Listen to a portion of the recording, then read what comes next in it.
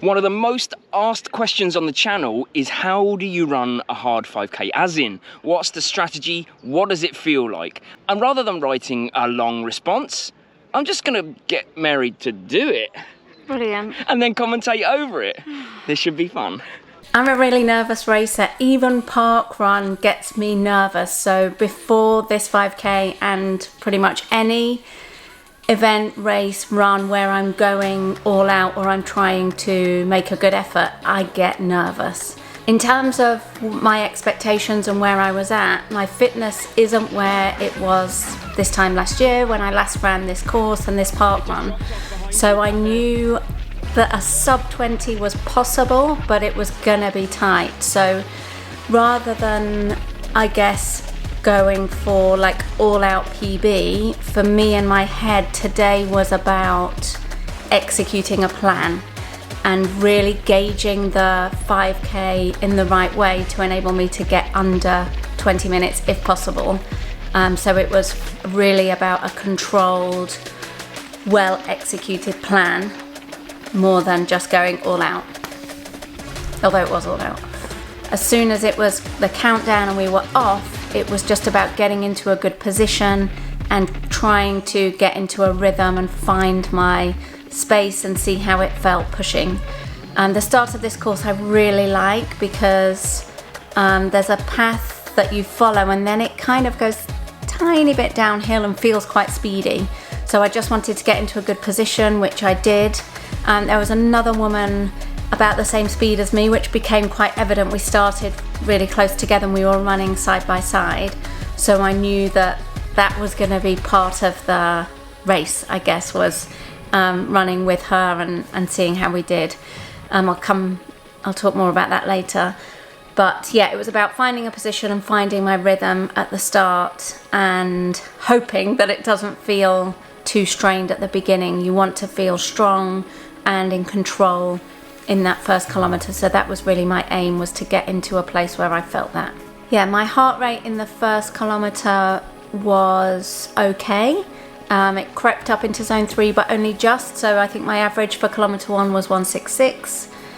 My pace, I didn't look at it too much. And I found with my hard efforts or races, I always seem to do much better when I'm not clock watching. So I glanced at my watch at the beginning. It's always a really fast start when everybody's trying to get their position. I think my pace was about 3:45 as we went around the first corner, which is quite speedy. But I knew that that wasn't going to be an average pace for me at the moment. I wouldn't have that, so I just tried to settle into a rhythm. By the end of the kilometer, when my watch beeped, it had been exactly 4 minutes for that kilometer, so I was happy with that, and I guess it was my early indication that it was game on. Okay, kilometer 2, I was feeling energized, I guess, by nailing that first kilometer and feeling okay. The second half of the loop is a little bit trickier, but this woman that I'd started with was right with me. We were actually really close together, and she overtook me at that point, but I was running just behind her. Thank you to that person. I don't know who you are, but it really helped me so much to have somebody at the same speed as me, another woman as well, so we're kind of competing because we were out in the lead. And I don't know, if it wasn't for that lady, maybe I wouldn't have been able to push quite so much, but so that really helped. So we were together, she was ahead of me, and then during kilometer 2 I overtook her. But kilometer 2 I was really just focusing on maintaining the rhythm I'd found in kilometer 1. So thinking about my technique, how I was holding my body. Slight forwards lean is something I always try and think about because I have a tendency to lean back. So I was just thinking about that forwards lean and cadence, picking up my feet, keeping it moving forwards as easily and efficiently as possible. So my average pace for kilometer 2 was 4:03 and my heart rate was 177. So it was getting tougher.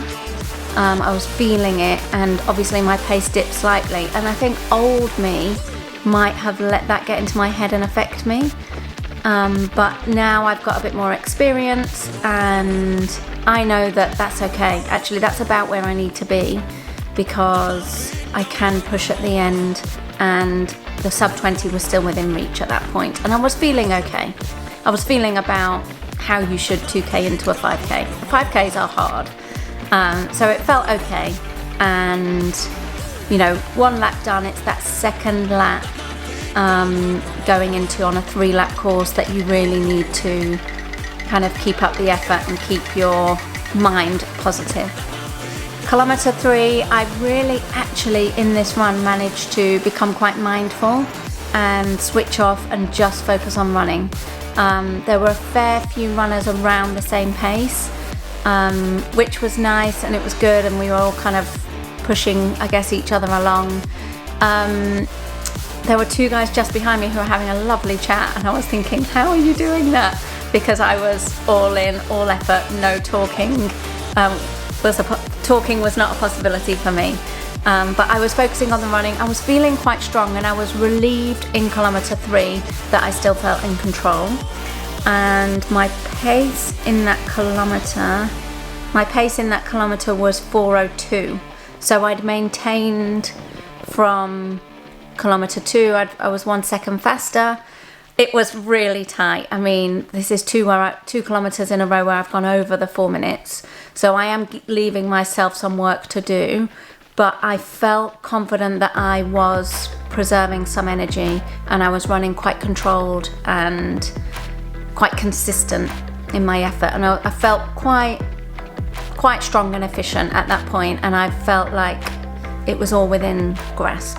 Heart rate had gone up to 181, so yeah, I'm definitely into zone 4 here, so I know it's going to hurt, but in my mind here I'm thinking about staying positive, staying calm, just running in the kilometer I'm in, staying in the moment, focusing on my technique. At this point I had my technique of my thumb and forefinger together, both hands, and it really does work for me. It really relaxes me, helps me to slow my breathing, stay calm, stay focused. So I knew I had to push, I had a bit of work to do, and kilometer 3 into 4 is where I overtook that woman who we'd been side by side with. There's a slight hill, very small hill, towards the end of the loop, and that was where I overtook her on the first loop, and it's where I overtook her here. And I knew I was really going to have to attack this 4th and 5th kilometer and the final loop of the course. So I pushed past that woman, I overtook that woman there, and I was like, mentally I was there, I was going for it. This sub 20 was a possibility, and it was, this 4th kilometer is always the hardest in a 5K, and in the past, for me, it's where my pace has dipped, but I knew I couldn't do that today. If I wanted to make this sub 20 happen, this was going to have to be a strong kilometer. So I really focused on running strong in that 4th kilometer and really keeping the push and not sitting back or letting myself relax too much. It was really time to fight. So 4th kilometer, I clocked 3:59, which I was so happy with.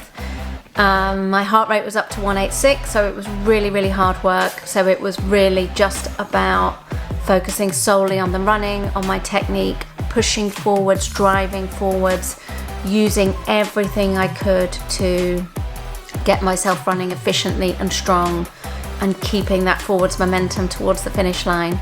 So I was chuffed to get a sub 4 minute kilometer on that 4th one. Actually, that was my fastest kilometer so far, so that was a massive boost. And I hadn't let Ben filming it didn't even enter my head really that he was there.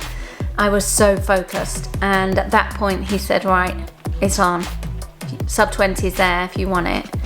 And I did want it, I really did, and it was time to really go for it. And Ben said, you've got to run a 3:54 in the final kilometer to get sub 20.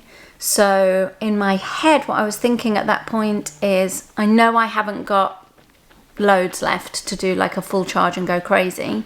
So in my head, I'm thinking maintain technique, maintain strong running, maintain the push. Just don't ease off, just keep applying the pressure, run strong. So looking back on the heart rate data, it was 186 for that 4th kilometer, which is around my threshold pace.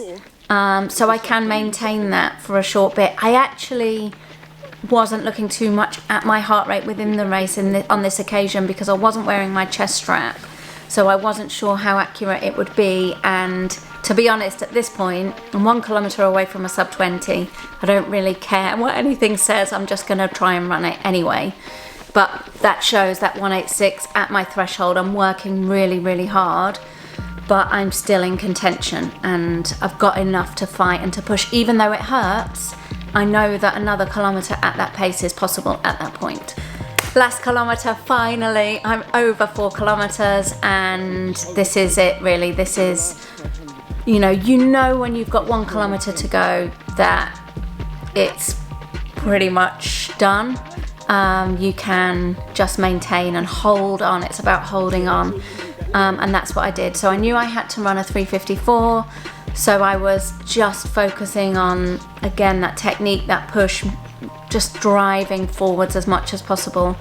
The biggest boost in the last kilometer was seeing my dad, who was there running his 169th park run, and I overtook him probably 2/3 of the way around the final lap. So I think that was the only words I muttered in the whole 5k. I said, "Go on, Dad." And he saw us and shouted back and gave me a big shout. And Ben said at that point, that's all you needed. And it was such a boost, and that really pushed me on. At that point I had about 500 meters to go. That was it, game on. But it was really hurting, it was really hard, it felt pretty disgusting. But every step I was getting closer to that finish line, so it was just about pushing, fighting, driving. And when you come around, because it's a loop, it's kind of like you really have that sense of getting closer to the finish as you're going round these bends kind of thing. And Ben was then giving me countdowns. So with 500 meters to go, he was like, "This is it, you've got to empty the tank." And I was thinking, it's empty, but I knew, like, I'm just digging deep, pushing.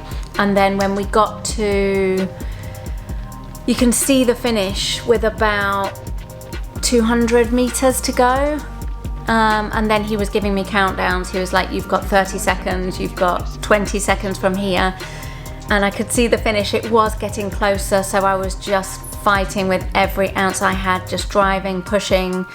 I knew it was going to be super tight, but I didn't look at my watch, I wasn't looking at my pace, but I just emptied the tank, finished strong, pushed to the line, and my 5th kilometer clicked just as I was just like steps away from the finish. So I'd hit 5 kilometers, it was a 3:51. I was so happy, absolutely elated. So my last 2 kilometers were actually my fastest, so that's got to be one of my best executed races ever. Not a PB, not a best time, but a really good race execution, probably my best ever. Last kilometer was the fastest, it was a negative split, and yeah, just over the moon that I managed to do that and pull that off basically.